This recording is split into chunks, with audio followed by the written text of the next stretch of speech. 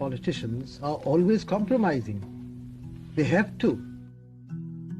By some circumstance, I became Prime Minister of India. I have to hold myself in check all the time as to what I say. Otherwise, I'd shout out from the housetops what is happening all over the world.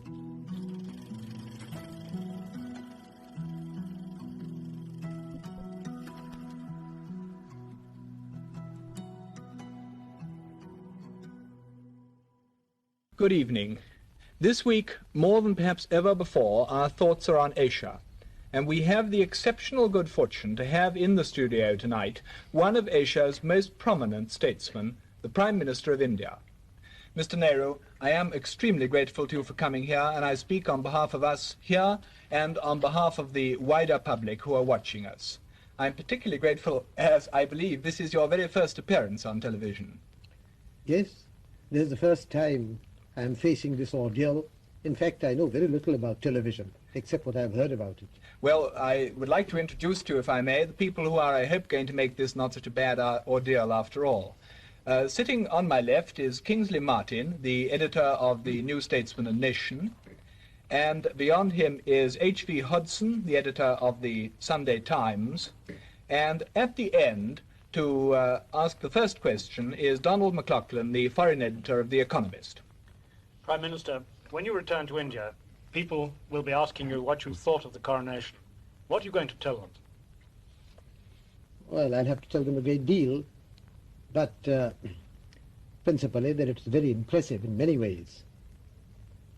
The most impressive thing to me was, apart from it being a great spectacle, were the crowds here and the way they behaved.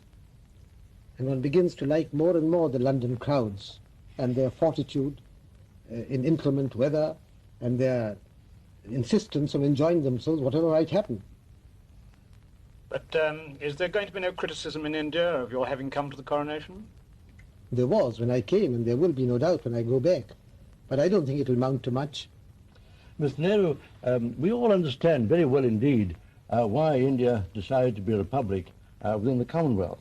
What I think is a remarkable thing is why there is so little resentment in India towards the British in view of our past history. It seems to us that India is a most wonderfully magnanimous country.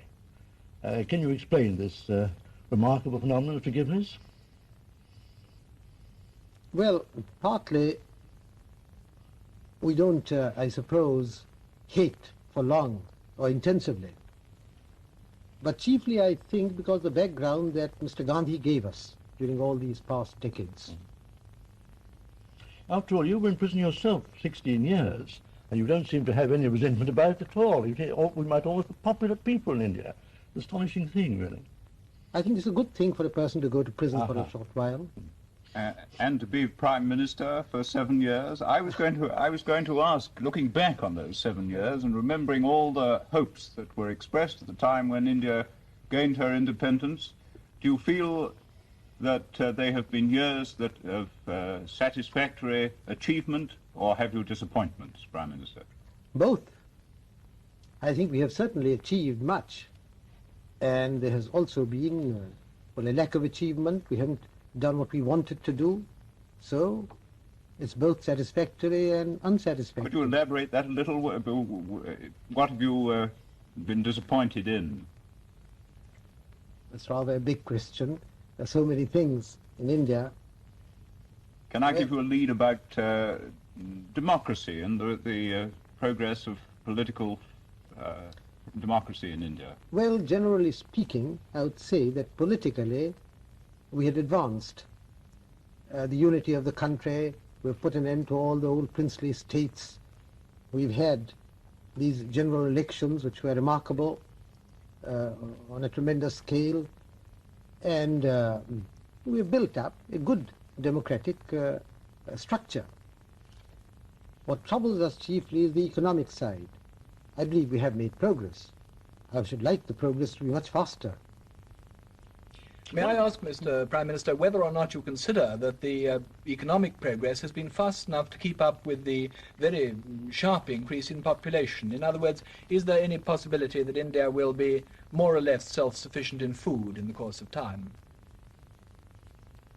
There's not only a possibility, but I should imagine a certainty, and not in the course of time, but in the near future, in the course of a year or two. On the religious side, that's a very satisfactory, sounds to me an optimistic statement. But on the main trouble there's been in India, I'll put it this way, you have said in the past that you wanted to make India a secular democracy in which minorities could live at peace. Now, do you feel, I regard that as one of your principal objectives, do you feel that you have achieved that religious fanaticism is gone down now? Do you feel on top of that problem? Well, we are on top of it, but I can't say that we've put an end to it. And we have to face it even now often enough.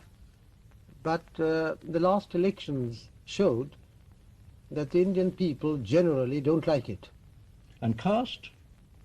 There's plenty of caste which interferes with politics in the sense of, in elections, a person may choose to vote for his caste man, in that sense.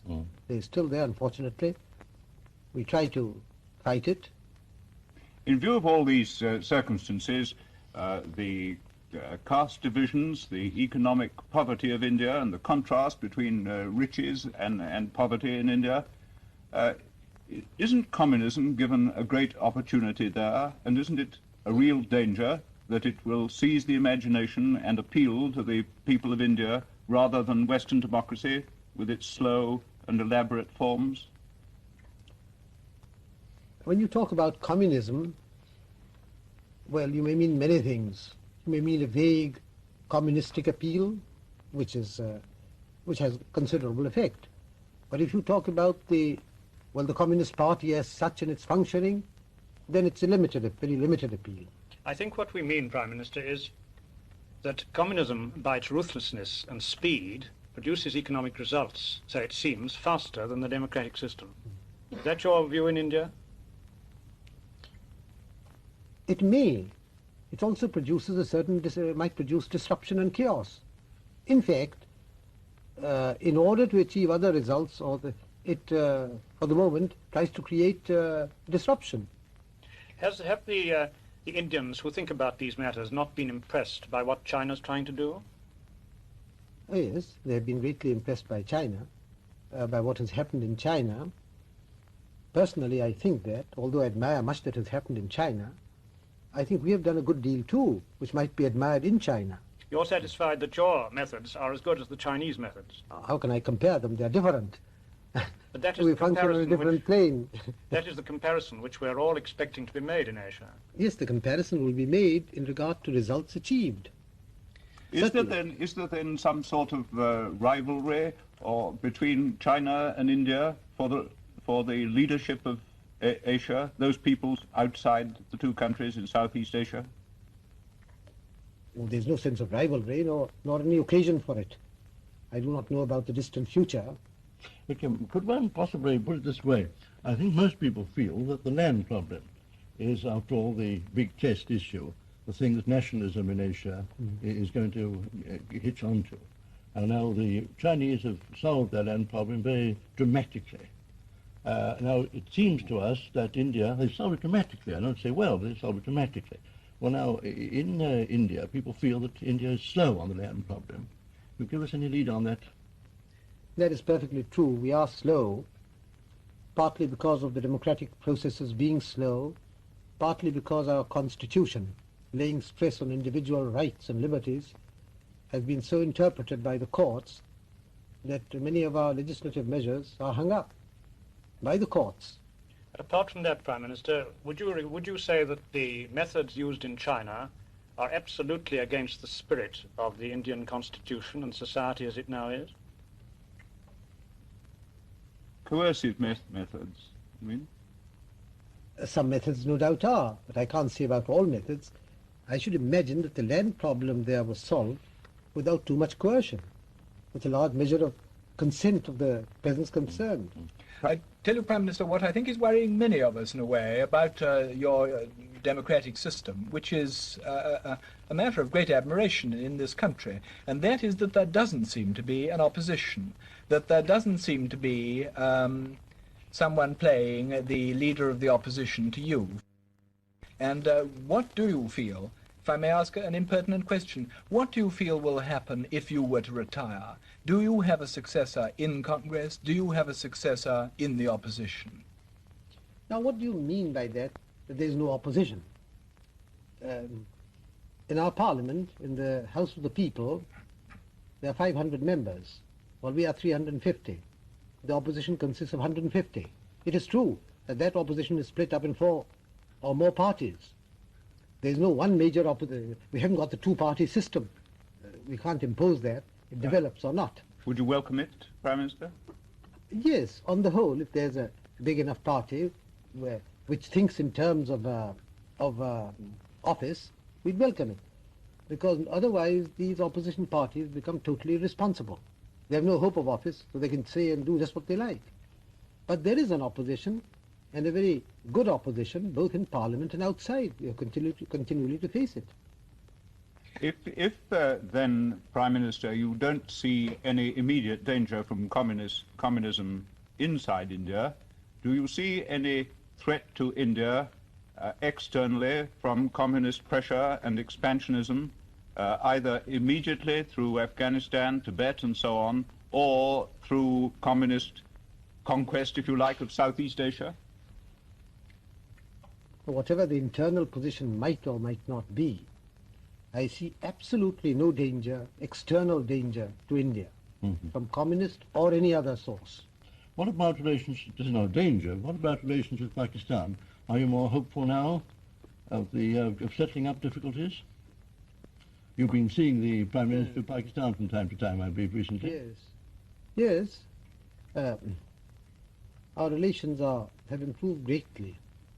Our psychological approach to each other is much better. And I think that we shall gradually solve most of our problems. It may take a little time to solve all of them, but I think we are on the right path. But, Prime Minister, I think that what we were getting at a moment ago about the fear, a lot of us here have been afraid that if there is, as there now seems to be, a truce in Korea, that the Chinese may expand elsewhere. Not perhaps directly into India. The Himalayas are, except for a few climbers, a comparatively good barrier. But there is the danger that they might expand elsewhere in Southeast Asia and be a threat on your flank. Do you think that there is a danger of that sort, a danger of Chinese expansion down into China, Siam, and so Burma? I think that is a wrong view completely. I don't think China, ever since its this changeover there, has had any desire to expand. They've got enough problems of their own. And so far as India is concerned, we have the most friendly relations with them. What about Korea, though? That seemed expansionist to some of us. Well, till the 48th parallel was crossed in Korea, there was no sign of Chinese activity. It was only after that was crossed. And China, I have no doubt, feared invasion of its own mainland. And they told us so when it was on the point of being crossed, that now we are threatened all round. Remember, there are plenty of people saying, let us invade China and put an end to the people's government there. So in sheer fear, I think they reacted. And once they reacted, well, of course, they got entangled in it. Prime Minister, isn't there a danger in these countries of Southeast Asia from the from the Chinese policy of regarding Chinese abroad as still their own citizens and not encouraging them or even allowing them to become full-blooded citizens of, let us say, Malaya? Yes, perhaps there is, but that's nothing to do with policy. It's the innate Chinese characteristic which survives wherever they go, which is more important. Do I understand you're right, Prime Minister, that what you regard as the big thing in Asia, and for that matter now in Africa, is the growth of a great national feeling, and that, as I understand, interpret speeches of yours, what you think is important is the growth of this national feeling and the fear that communism will make use of that. Would you say something about that? Well, you see, I think in the perspective of history, one of the biggest things that has happened and is happening is this awakening or upsurge in Asia and to some extent in Africa. It's a tremendous thing. It takes different it develops differently in different parts of Asia. But it has upset completely the old order. In China it has gone one way, in India another way. We arrived at a peaceful settlement with Britain. In Burma, it's Southeast Asia, everywhere it has a different face. But the main thing is this enormous upsurge. In a sense, after 300 or 400 years of, well, more or less European domination, Asia is coming into its own, sometimes rightly, sometimes wrongly. And one has to understand that, appreciate it, understand it, and not merely get angry at it or dislike it. Of course, to some extent, in a different way, the same applies to Africa. Do you think, Prime Minister, that the Europeans are understanding in Africa what is taking place, or are they liable to make the same mistakes that have been made in Asia over the last, as you say, 300 years? I'm afraid they're actually making those mistakes. It's not a question of being liable to make mistakes. I think Africa, please remember, is a continent which has, it's the most tragic continent. For hundreds and hundreds of years, people of Africa have suffered terribly. Maybe they're not so developed as others because they've not had the opportunity. Given the opportunity, no doubt they would. And I'm deeply distressed at what is happening in Africa, whether in the north or east or west. In fact, the only bright spot in Africa, if I may say so, is the Gold Coast and partly Nigeria. But you're not suggesting, Prime Minister, are you, that there is one solution and one criticism to be made about all parts of Africa? Isn't the problem different in something like a dozen parts of that continent? The problem is different, but the approach is the same, if an approach friendly and sympathetic to the Africans. But isn't there a direct contrast between those countries like the Gold Coast and Nigeria, where Europeans do not make their permanent homes, and countries like the Union of South Africa, Southern Rhodesia, and Kenya, where there is not only a settled European community, but people who have, and have had for generations, no other home? Of course the problems are different. But however many Europeans may live there, they're outnumbered tremendously by the African population. Either they cooperate, live in some kind of cooperation, or they try to suppress each other. If the Europeans try to suppress the Africans, undoubtedly a day will come the Africans will suppress the Europeans and push them out, because they outnumber them so much. But Prime Minister, this raises a difficult problem. At the United Nations, I think it's right to say, India and other Asian nations have from time to time expressed very strong views about British and other European policies in Africa. Do you think by doing that you assist race relations or make them more bitter? Well, I don't remember that we have said much about British policies in Africa. We have said a great deal, in the United Nations I mean, we have said a great deal about the situation in South Africa. And in North Africa, in French North Africa. Yes, and in Morocco and Tunisia. Do you think that helps the French to solve their problems with the Africans? That's a curious question. The French don't think so. Well, I think it's a curious question. My being told that you must not say anything when evil is happening, lest the evil may become worse. But I think, as a matter of fact, since by some circumstance I became Prime Minister of India, I have to hold myself in check all the time as to what I say. Otherwise I'd shout out from the housetops what is happening all over the world, and in Africa, north, south and east. I won't remain as quiet as I do now. You feel a difference, don't you, Prime Minister, in what you can say about countries in which there are Indians and others? It seems to me there's a slight difference in your status in relation to countries where there are Indians. You mean in Africa? Well, I was thinking of Kenya, for instance, and the Kenya situation, where there are twice as many Indians as there are Europeans. Well, yes. What we have told the Indians there, year after year, is that they must cooperate with the Africans, they must not exploit them or take advantage of them, and we will not support them in their demand for any privilege which goes against the Africans. They said, if you can't get on with the Africans, you'll have to get out of Africa. That's what we have told our Indians. But inside the Commonwealth conference and so on, you don't discuss or deal much with the South African situation. You regard that as a matter for the United Nations rather than the Commonwealth, do you? Or direct dealing between the two or direct countries concerned. Prime Minister, I wonder if that raises a point I'd like to ask you about. What role do you see for the Commonwealth in the world today? We've spoken about the United Nations, and we've spoken about India's role in Asia and in the world. What role do you see for the Commonwealth, coming as you are straight from a Commonwealth conference? I think this development of the Commonwealth is of great significance. I can't say yet what future form or shape or importance it may have. This kind of free association of people with different countries, different interests, different outlooks, yet meeting together and in a friendly way trying to understand each other is a very great thing. And that is why I would not like to bring up any questions there which first of all changes its role, makes it into a kind of superstate. Secondly, which almost might break it up. It was a very vital question, Prime Minister, if you'll forgive me returning to what I asked you just now. You spoke very eloquently of the right of the Indian Prime Minister to express a moral view of what is happening in other countries. But I said something else. I said, as Prime Minister, I don't. I have to restrain myself. I said, if I'm not Prime Minister, I would do it. I beg your pardon, but that doesn't lead on to my question. Do you think that within the Commonwealth, individual members should express views about the internal affairs of others publicly?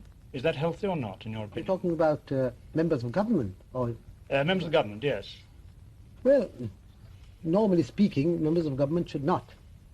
But it's very difficult to draw a line like that.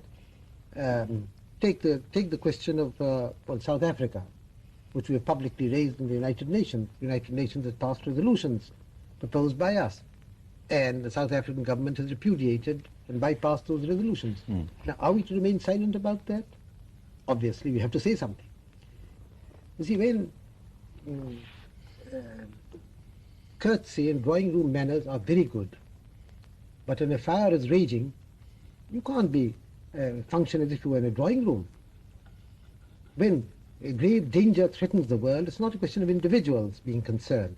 When some policy is being pursued which may endanger the whole of Asia and Africa, then it may become a very wrong thing to remain completely silent about it. No one does as Prime Minister. If I was not Prime Minister, I wouldn't be silent. I understand. I wonder if I could ask what the Americans, I think, would call a $60 question. 64. A $64 question, I apologize.